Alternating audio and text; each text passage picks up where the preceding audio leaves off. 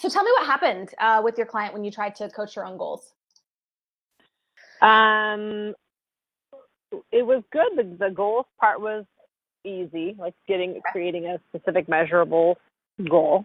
And then when I got to, well, how do you see that makes you feel? Like if you put yourself in the position of having reached the goal, how does that make you feel? Okay. And what she said was, like, I can count on myself. Because what she's trying to do is really create these habits of diet and exercise that she can be reliable with. Okay. That's what I thought. That's what I figured was like, okay. And so the first thing is, now tell me, like, what is her measurable goal? She wants to be going to yoga 3 or 4 times a week consistently. Okay. She wants to be journaling and doing meditation every day consistently. Got it. Okay. And so this is the first kind of problem, I guess, or opportunity with the specificity of the goal.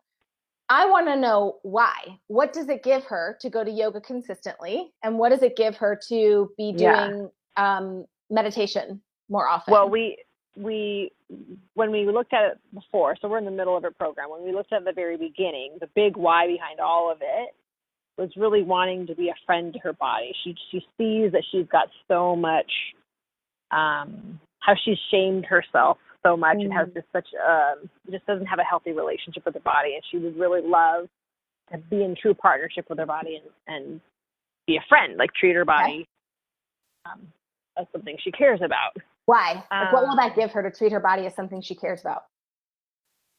Well, she would like to lose weight. Say that again? I mean, part of the goal is she wants to lose weight. She wants to be healthier. So she specifically said like a waist circumference. She was ideally wanted to reach. And why is that? That's because it's a measure of health. And why does she want to be healthier? She wants to be healthier. That's a good question. I did it for that. So can you see, like, okay, the first thing I'm doing is like, why? We really want to get to like all of these things are what happens when she's healthier? Why does she want to be healthier? How does that impact her life to be healthier? Yeah. And that's I have an idea what it is, but I don't yet. We didn't get to that. So what do you think it is?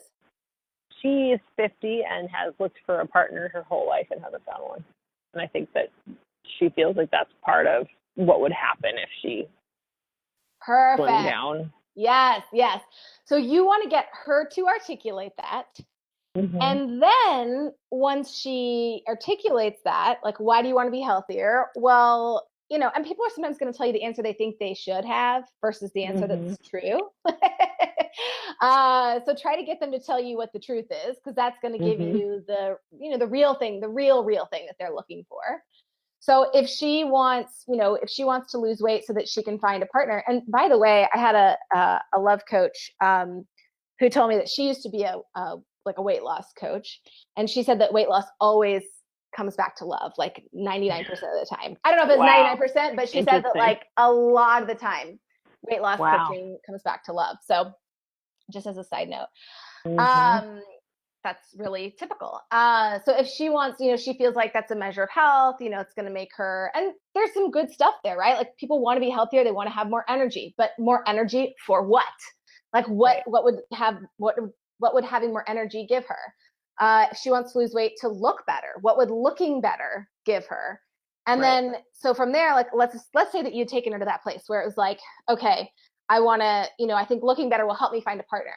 Okay, awesome. And so how do you want to feel when you have a partner?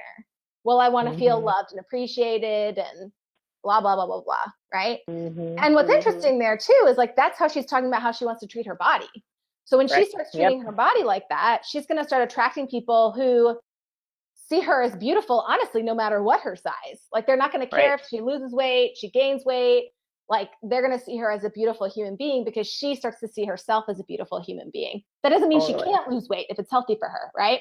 But it also means that having love isn't dependent on her losing weight. Right. So it's kind of cool though that it's sort of like she wants to be a friend to her body, because she is sort of in a way saying that she wants to feel like and experience love. And so if she wants to experience love with a partner, she can use the journey of her body to love herself. And that's going to help her in the journey to find a partner too. Mm-hmm. Got it. Does that make Cool. sense? So yeah, so Yes, you can kind of keep asking her questions around that, where it's like, why do you want to be healthier? Well, I want to find a partner. Okay, great. Well, how do you want to feel when you find a partner? So I think the reason you had a hard time getting to the feeling is if you stay at the surface level wasn't the right, like I want to go to yoga didn't get consistently. Yeah. But so once you get but the good thing about what you did though is that you got her to get really specific. So if you could still work backwards. Okay, well, I want to lose weight to find love. Okay, great. Well, so, because I want to feel love. Okay, great. Now we know that you want to feel love. Okay, so what are you going to be doing every single week to, what can you do this week to start to, change that relationship with your body? Okay, well, I'm going to go to yoga, 5 times a week or whatever. Okay, great. And so in your yoga practice, your practice is to love yourself through yoga. And if you start to feel like you hate yourself through yoga, that's where our work comes in. Nice. Make sense? Nice. Yep. Love that. Awesome. Questions about that? Takeaways from that? Yeah, well, I think that point, well, 2 things. One is just like digging into really truly getting to the root of all of it. But then what you just said about the practice of creating that, that's kind of where I was stuck before. It's like, okay, so we know they want to feel, we know what's going to show up as everything that's not that. But so we're having them, really take on, okay, feeling that throughout your week in between sessions. And like you said, when they are not feeling that, that's where the work is. Yeah. But I guess so specifically in the activities that she's saying she wants to be doing consistently is where we're practicing the feeling. Mm-hmm. Yeah. And then go ahead.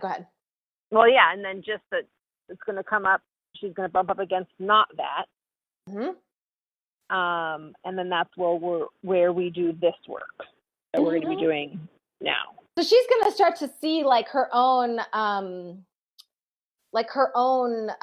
thought patterns. Like when she starts to go to yoga, what's going to show up is like, my body feels terrible trying to do these positions. And yoga is so great too, because it's like if she goes to a good person, they'll help her have that meta consciousness. But the other thing that'll show up is like, oh, I didn't go to yoga, I'm going to beat myself up about it. Versus how can I still love myself here and still continue to move forward? Versus the or for people is like, well, either I beat myself up, or I love myself and I stay the same. That's kind of the double bind. How do you love yourself and continue to grow? Mm-hmm. So that's part of what will show up. And also here's the other thing I was going to say for you too, Elizabeth, is that can you see like how you help people go deeper into the why? Like, why do you want to be healthier? Why do you want to lose weight? Like, what will that mean for you? What will that mean for your life? It's also good for sales, and it's good for coaching and it's good for sales. So that's the beautiful thing about coaching and sales. Like, they're not different. They're the same thing. If you really know how to merge the two, like getting to that deeper why is critical for being a better coach. Sales call, also critical for a sales call. And so it's mutually beneficial. So cool. Awesome. Well, thank you for letting me coach you on that. Yeah.